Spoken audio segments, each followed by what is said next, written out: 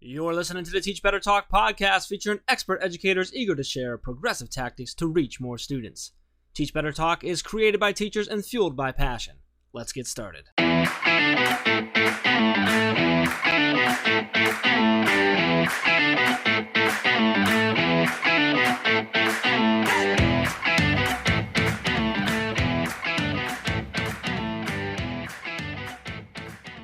Hey everyone, welcome to episode 274 of Teach Better Talk podcast.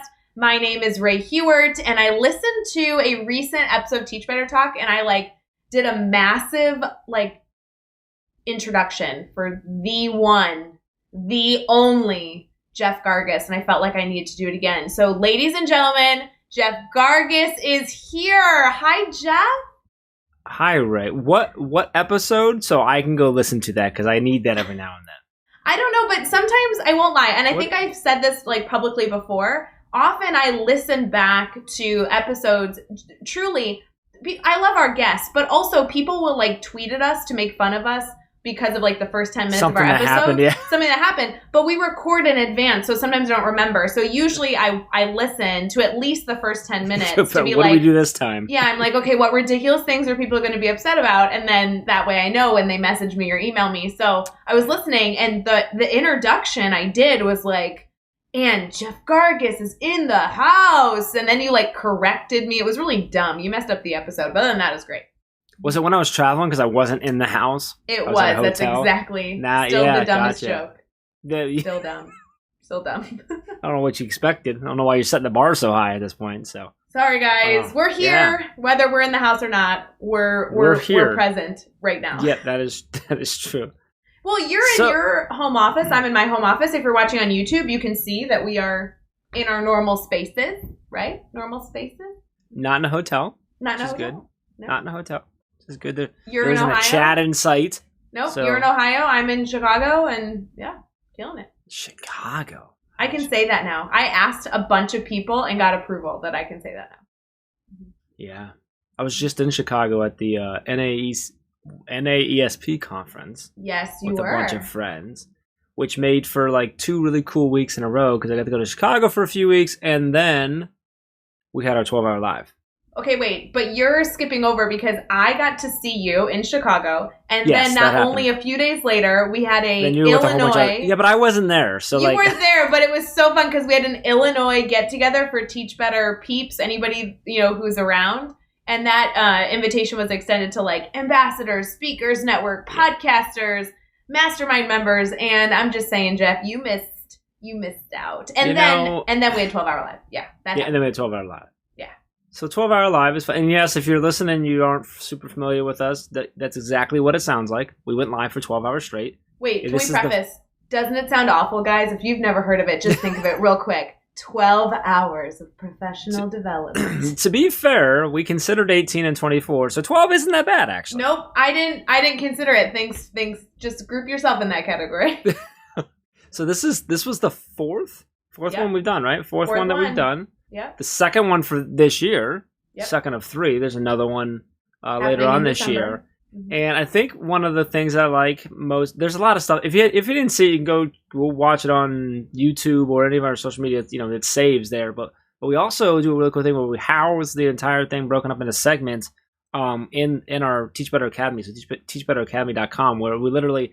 So I don't know how many. I can't remember how many segments it was. It's 15 was the April one. Yeah. So I feel like something like that. Yeah. So in the Academy they're broken up. So if you just want to go watch a very specific, you don't have to skip through and scrub, through the timeline on YouTube. You just go check it out. Wait, I was talking to someone recently, by the way, who was like, "Oh, actually, I caught some of the 12-hour live, but I just like to see the recap after what people say was the best segment, and then I go to the Academy and I watch that segment." Hey, that's good logic, using the tools that are available to them. Why not?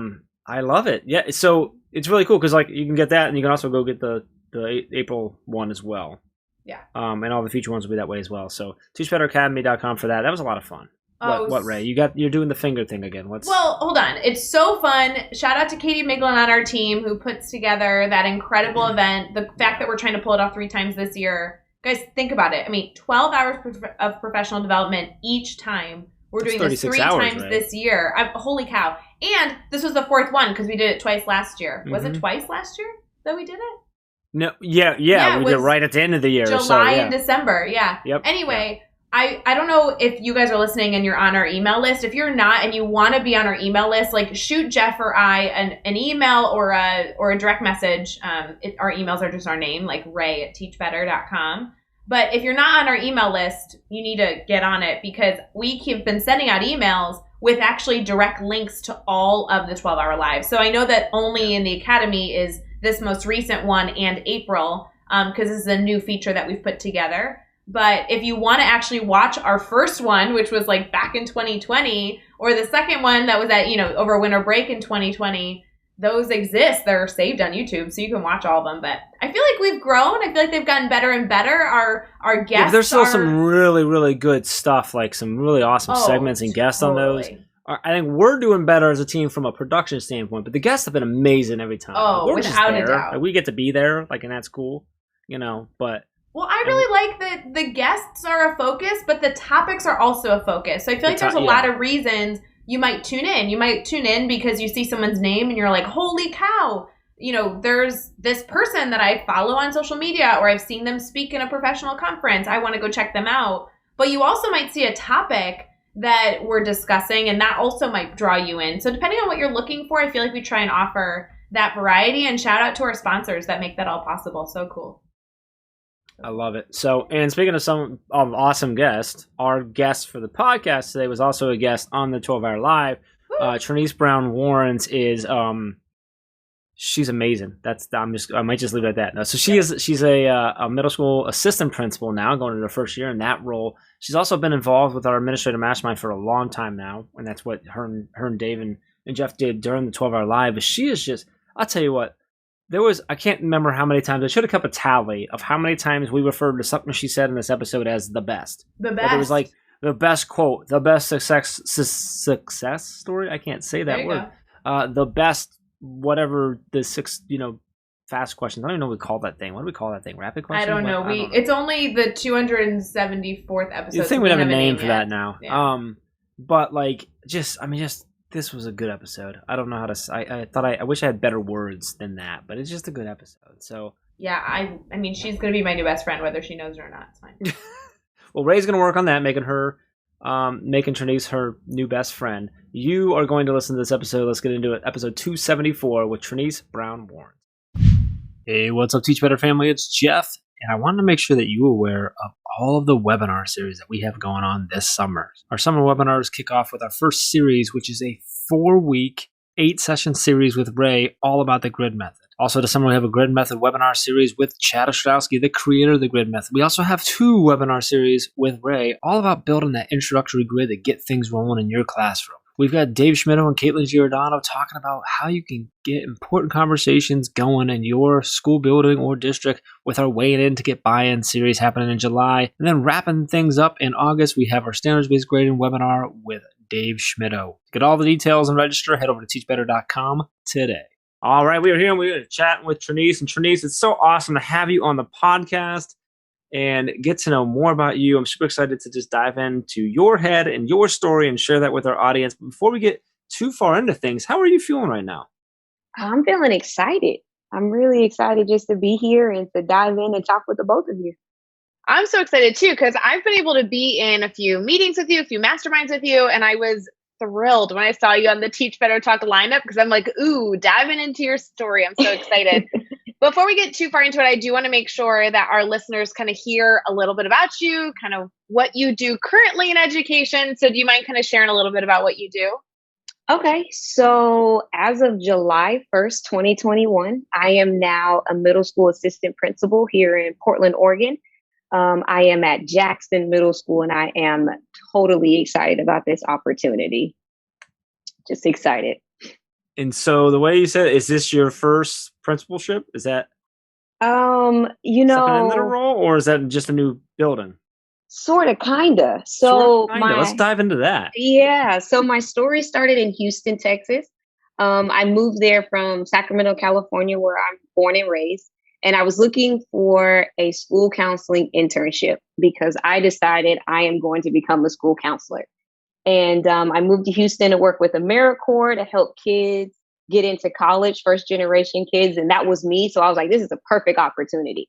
And I finally landed an internship. And then I learned the state of Texas says you have to teach before you could be a counselor.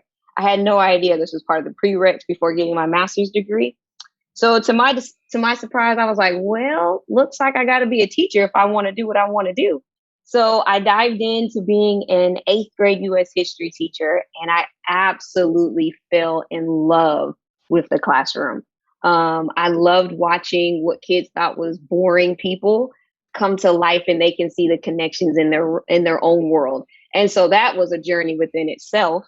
And people saw more in me than I saw in myself. And I was like, y'all, I just want to be a school counselor. That's my dream. I'm here because they told me I have to do this for 2 years. And then people started pushing me towards leadership. Next thing you know, I'm a department chair. I'm a teacher leader. They're sending me to all these conferences. And then I learned I had to get another license to become a school counselor. So now I'm at this point in my career where both the school counselor and the principal certification were the same amount of money, same amount of time. And I was like, well, what should I do? Because I have a dream. I believe in fulfilling my dreams. And my mom and I discussed it. And she was like, well, take a look at what the pathway is in front of you. And is that pathway leading you towards school counseling, or is that pathway leading you towards leadership? And I was like, well, the pathway that is laid out in front of me is leadership. So I started the principal certification process. At the same time, I transitioned out of the classroom and into a teacher specialist role, which is kind of like an assistant principal without the title and the pay. So this is going to be my first official year, but I've already had a year under my belt of being a leader. Gotcha. Wow. I love your story so much. I can't even explain that. Like, I love the fact that you had this dream, you're going for it, you hit a roadblock of not realizing that you had to teach, and then you got into that, and then all these other people started recognizing your awesomeness and trying to drive you, seeing that.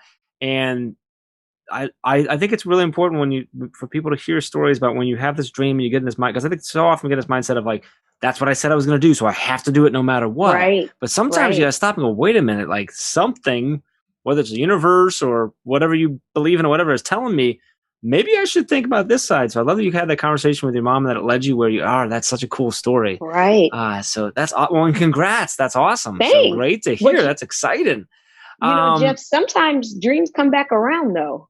Dreams come back around. Sometimes you have to let it go and it comes back. And that's kind of what happened to me. I let it go and it came back. I actually ended up. You chose the right age group. Middle school is the bomb.com. I love it. It is. It is. That's hard. Like, you know, you always can tell a middle school educator from anybody else. We're just a little different. We're fearless. I love it. Oh, I love it. So that gets me, I'm really excited about this. This is my favorite question all the time, but like when I get a story like that and just your journey and how you look at things, it gets me excited for the question that I love to ask. And that's talking about asking you to share a time that you've had a failure in your life. And you can do that with this. Share a time. I know sometimes it's hard to pick that one time, right? But a failure that you've had to overcome, kind of take us there with you. What happened? How did you overcome that? And then what did you pull away from that experience? I just have to choose one, right? Okay. We're going to go with one today. If we need to do multiple episodes, we can talk about that. Well, because the title and the name of your organization is Teach Better, I think I'm going to go with a failure that got me to teach better. And I think it's something that happens to young hotshots who don't understand the science behind teaching, because there is a science behind teaching. It is more than just pulling something out of a hat. And I didn't know that. And so I was a first year teacher, and my district had these wonderful designed lessons. And I laughed because I didn't see the wonder in it. It was boring to me. And so because things were boring, I decided to start taking things out of the equation. Like I would read it and I would say, that's boring. I'm going to do something else. And I'd read it. That's boring. I'm going to bring something else in. And I remember one time my director came to me and she says, talk to me about what you did to my lesson plan. And I was like, well, this is boring. So I took it out. And she kind of looked at me. And this is when I knew I was in trouble, because she gave me that mom look. And I was like, uh-oh.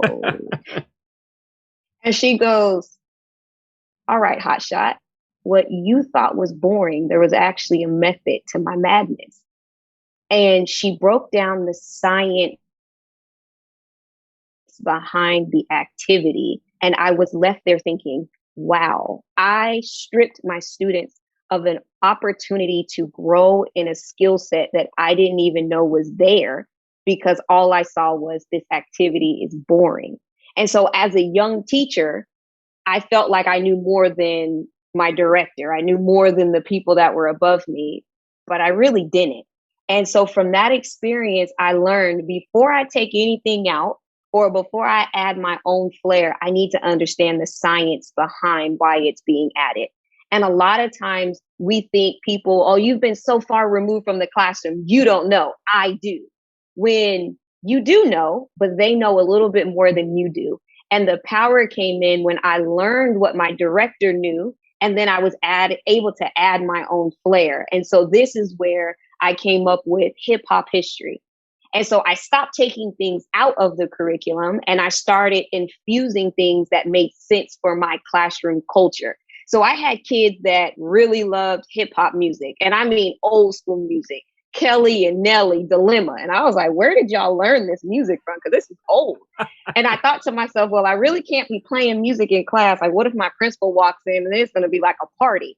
So I had to learn the science behind infusing music. So if anybody ever asked me or they asked my students why we were doing this, they could speak to the connection. And this was way before I learned what culturally responsive teaching was. It just felt good. And because I took the time to understand the why behind things, I felt really comfortable infusing my own flair and then standing up to people who felt like it wasn't a good idea. Wow, I love that story. I love the fact that you recognize the power of understanding where someone else is coming from and someone else's the science that you're talking about, right? The reasoning behind there, and recognizing that sometimes, yeah, we hear things that don't sound right. They don't sound like what we would do. But if you understand, you can infuse yourself better into something when you better understand how it was built and why it was built, right? Correct. And you can really take your passion, your drive, and really see how it actually should fit in there to make it good. And I love it. That's an important lesson there. Very. So let's keep it going. We're going to flip it this time. Let's talk now about a successful moment. So same thing, share a story with us, but tell us about a time that you've had a successful moment and share us with what happened. Why was it a success for you? And then what did you take away from that experience? Okay. So one of my greatest success came in my first year of teaching. And I had a totally different educational experience than my students. So my definition of normal was not their definition of normal. So my mom worked very hard in a strive for me to go to very affluent schools. So there was a norm for me. We traveled. In classes, we were able to talk. We didn't have rows. We didn't have to stand in lines. We were free. And then I went to a Title I school, and it was a completely different culture for me. So I was in a culture shock. And kids were, having to sit in rows and stand up in lines, and we weren't going anywhere. They were just in a building all the time with no opportunities and no experiences. And I was like, this is not what I know to be normal. And so I wanted to bring my normal to a campus. So what that entailed was taking account of what my students were good at. And they were really good at making things. They were really good at selling things. And so for me, I was like, oh, that's an entrepreneur. And so I went to a conference where I met the director at the University of Houston and the entrepreneur program, which at the time was number 2 in the world. I think they're number 1 now. And we were chatting, and he was like, gave me his card, and he said, contact me if you ever need anything. And I thought to myself, okay, sounds good. And I came back to class, and the kids were like, Miss, are you really going to reach out to him? And I thought, dang it, now I really have to. I wasn't going to before. And so I was like, of course, why would I leave you guys out like that? I'll email him. So I emailed him, and he did not respond to me. And I thought to myself, this is why I said I wasn't going to do it.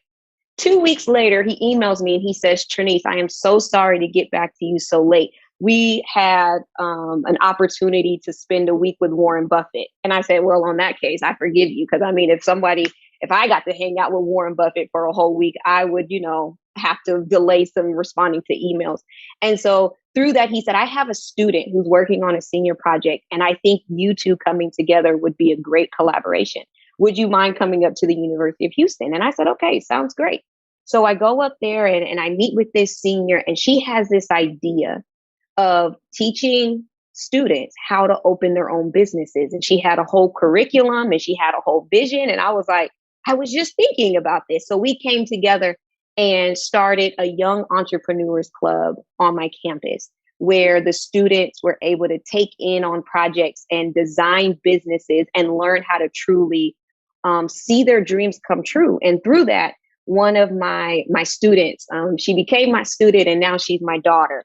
And she just didn't know that there was a world outside of what she knew. And so we took a field trip to the University of Houston. And at this point, I'd become the kid's mom. So you guys know when they just stop listening to you, they think that you have to tell them these things. And so in the middle of the field trip, I walked over to the Mexican American Studies, and I walked in and I said, hey, I have a group of kids and some of them are undocumented, and they think they cannot go to college, and they've stopped listening to me. So I want to know, is there anybody in here that can speak to them? And they found me somebody, and I brought the kids into the conference room, and they sat there and they heard someone who looked like them, who came from the same background as them, inspiring them that no matter what your citizenship is, you can go to college. Well, let's fast forward. And last year, the class of 2020, my daughter graduated from high school, and she just finished her first year at the University of Houston. So my greatest success was bringing what I thought was normal and what I thought my students needed, and willing to challenge the status quo and bring them an experience that changed their life. Because without that field trip, she wouldn't be saying, I'm going into my second year at the University of Houston. I made the dean's list twice. And I know that whatever I want, I can dream it, I can work hard for it, and I can go for it. So that is my greatest success. Jeff, is it appropriate to say that that might be my favorite success story I have ever heard on Teach Better Talk podcast? No, I think it's absolutely appropriate, because I was thinking the exact same thing. I was like, wow, I was already like, yeah, I was already with you with the fact that you created the young entrepreneurs thing. But then the rest of the story, I'm like, wow. No, that's whole an thing. Awesome story. That is, I mean. Yeah. It's official to all of our listeners. 274 episodes. This is how long it took to get the best success story ever. But honestly, I mean, your focus on not only supporting students and their dreams, but getting them answers to major questions that they're seeing as roadblocks. And gosh, I mean, don't even get me started on the community connections. That is my jam, when we can bring real world experiences authentically into our classrooms and then push our students' knowledge out into the world. Like, holy moly, I'm gonna have to listen back to that 2 or 3 times, because I was just like at the edge of my seat listening to all the elements of this story. And you know that this is possible for every educator to begin doing in their classroom. So I have to know, I mean, for everything that you've done, I mean, geez, you not only were an incredible classroom teacher, now turned to admin, you went to the dark side. But think about, I mean, truly even how many more, students you can impact because you'll be supporting teachers. When you think about the work you're doing right now, the work you hope to do as you grow into your new role, even within the next few years, what's really keeping you excited about education and everything you're doing? Kids, they truly are sponges. And not only are they sponges, but they are innovators. And they have so much inside of them that they just need a place to be able to let it out, and then to be able to create from it. So I have 4 beautiful nieces, and twins that are 14, and they're going to be sophomores this year, a 3-year-old and a 1-year-old. And my world revolves around them. And when I see what they deem as a world that is worthy of them, I think to myself, every kid needs to know what that feels like.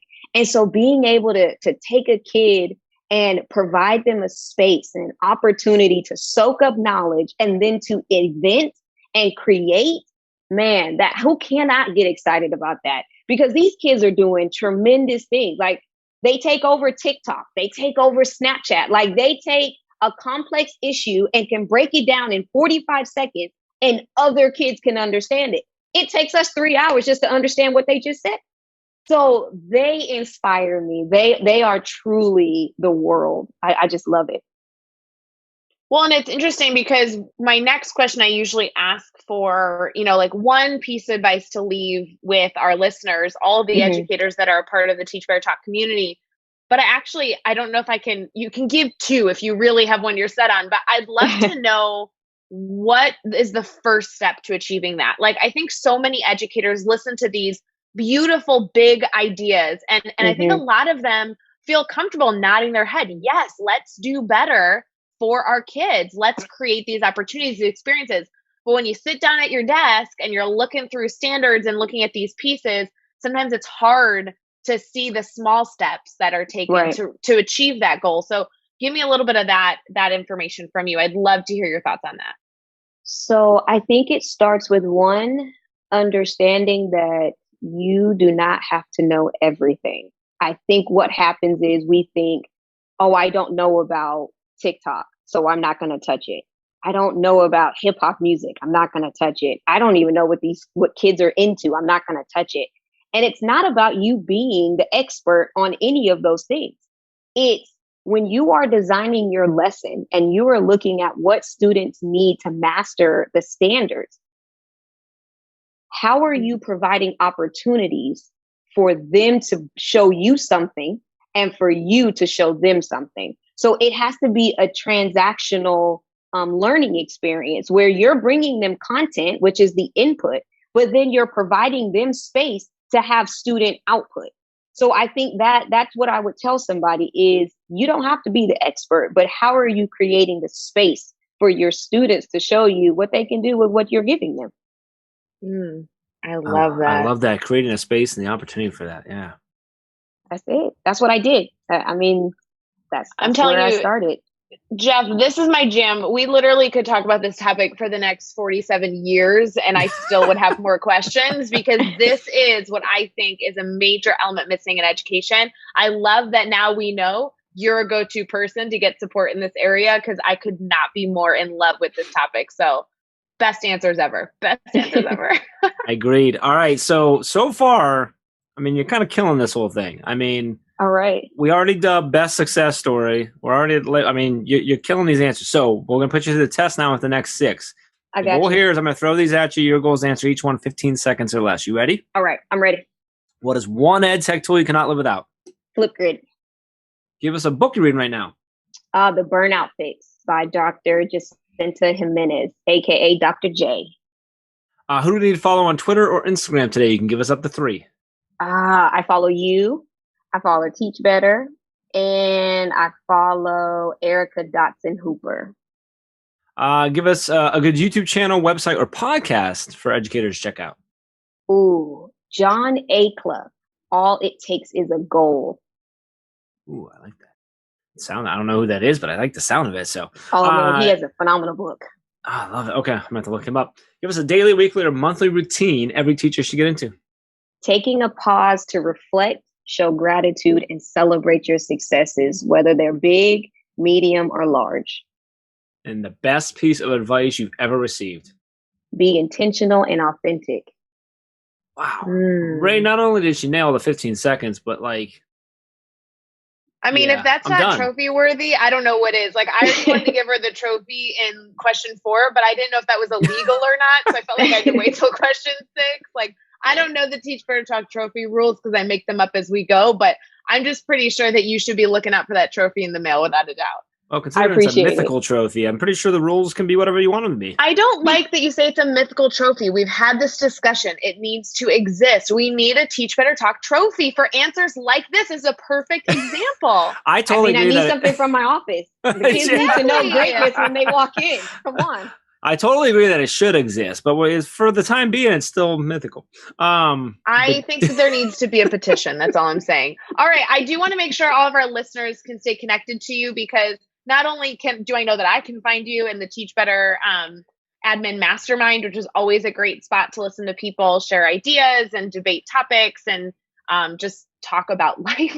But I also know that you are constantly doing so many things to support educators and are always up for a discussion and to support other people. So would you mind kind of sharing how people can stay connected to you specifically? Oh, yeah. Twitter. I am the Twitter queen. Oh, my goodness. If you're not on Twitter, you need to get on Twitter and definitely join a PLN network. So you can find me at Brown-Warrens. So my two last names combined without the hyphen.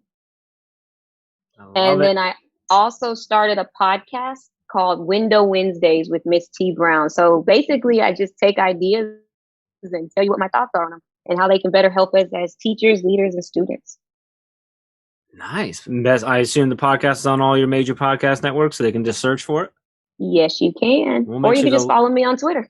Or we follow on Twitter. We'll make sure the link in the show notes as well. And, you can find all the resources and everything we mentioned in this episode over at teachbetter.com and those show notes, as well as the links to make sure you're connecting with Traniece, keep the conversation going.